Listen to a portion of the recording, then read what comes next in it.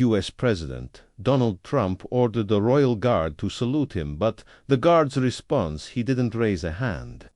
He didn't even look in Trump's direction, and what happened next left the entire palace dead silent and reminded a former president in no uncertain terms, "This isn't America. Want to know exactly how it unfolded first? Hit that subscribe button and drop a comment below telling us where in the world you're watching from." It happened one grey afternoon in London, the kind where the sky hangs low and heavy, and the Union Jack snaps just enough in the breeze to remind you that tradition still rules this patch of earth. That's when the sleek black convoy pulled through the gates of Buckingham Palace. Jet-tinted windows, armored plating thick enough to shrug off a missile, and an attitude that practically shouted "America's here." The door opens and out steps former U.S. President Donald Trump. Navy coat crisp, red tie blazing like a flag, and a look in his eye that says he's sizing up the palace like a real estate deal. Still doing the medieval cosplay, "Oh," he mutters, loud enough for the palace staff to hear. One of his aides winces. The British staff, trained in the art of polite endurance, say nothing. Across the gravel courtyard stands Warrant Officer Jonathan Parr, 38 years old. Motionless. Eyes locked straight ahead. Crimson uniform flawless, rifle held like it's part of him. To tourists, he might look like a decoration. But Parr's no prop. He's a veteran to tours in Syria, mortar fire in Aleppo, a citation for bravery during a civilian evacuation under sniper threat. The kind of man who's earned silence through survival. Trump spots him. "That one," he says, pointing casually like he's picking an appetizer. "Let's see if he knows who's boss." The aide stammers, "Sir, that's not on the schedule." But Trump's already moving, swaggering off the designated path. Phones rise like a digital wave. Everyone can feel it. Something's about to go wrong. Trump strides right up to Parr, invades that invisible line every guard fan knows not to cross.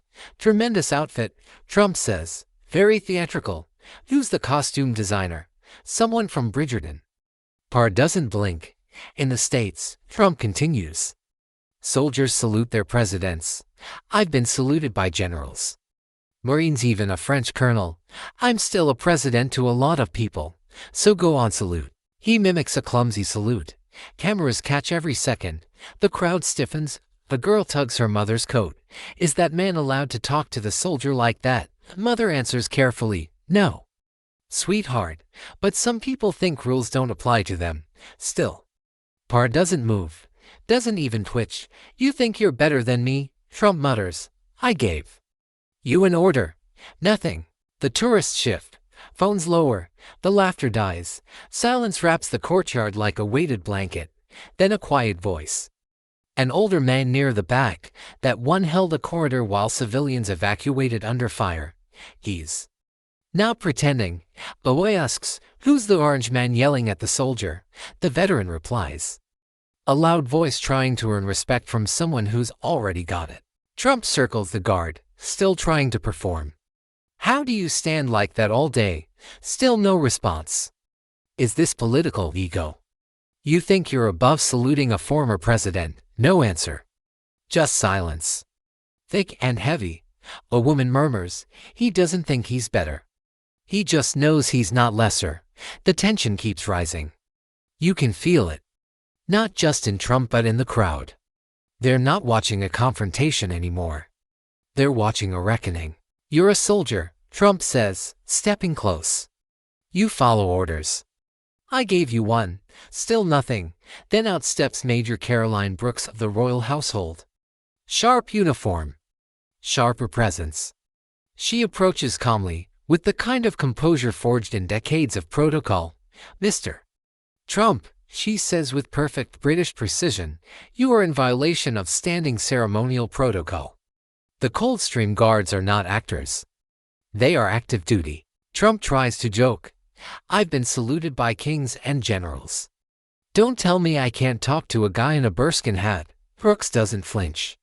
And yet none of them needed to be told twice, sir. The courtyard goes quiet.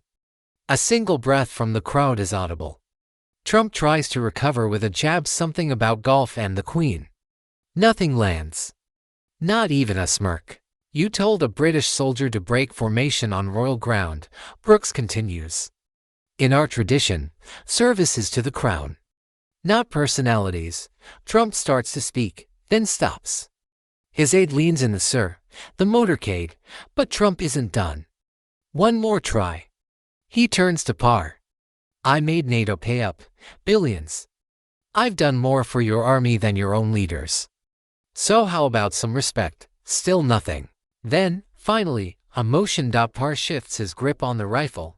Not a break in protocol, just a precise repositioning, the kind of small gesture that says, this interaction is over, and then he speaks. One line, steady, calm. This uniform doesn't answer to ego. It hits like a thunderclap. Trump freezes. He tries to say something. Nothing comes out.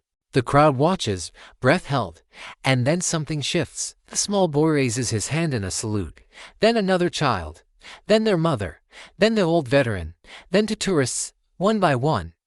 They stand still not to honor Trump, but to join the guard in his silent stance. They've seen what real strength looks like. It doesn't posture. It doesn't bark. It simply stands.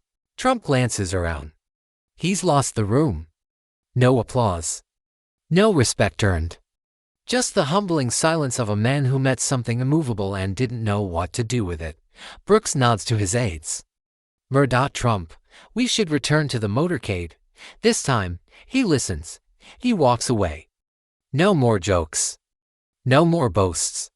Just the soft rhythm of retreating footsteps. And behind him, Warrant Officer Jonathan Parr doesn't move. He doesn't need to.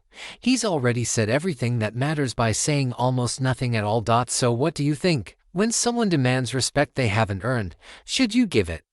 Or should you stand your ground the way Warrant Officer Parr did? Let us know in the comments. And if this story moved something in you, if it made you think differently about discipline, silence, and real strength, hit that like button. It helps more than you know. Make sure you're subscribed to Guards Moments, and tap the bell so you never miss the stories that remind us what respect really looks like. And remember, real authority doesn't shout. It just stands.